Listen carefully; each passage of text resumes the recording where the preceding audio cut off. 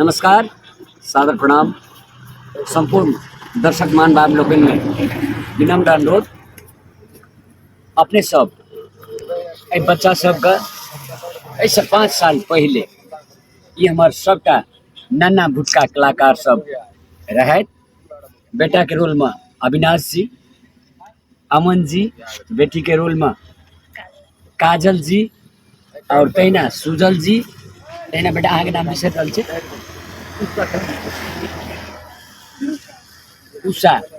ई सबटा ऐसे 5 साल पहले हमार चाइल्ड कलाकार सब रहती, बच्चा कलाकार सब रहती। बहुत सारे अपने सब देखे ना जितिया के वीडियो में, बहुत सारे मेला पावन के वीडियो सब में ई सबटा हमार बच्चा के रोल में रहे, बेटा के रोल में, कोई बेटी के रोल में रहे। चलू फिर से अपने सब बुआ बुची सबका छठ पावन के ढेर सारे शुभकामना व्यक्त करे चाहब अपने सबका।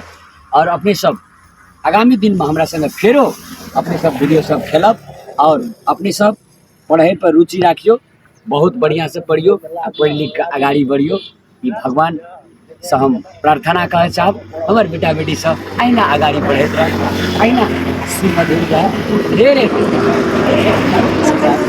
धन्यवाद। Thank you very much.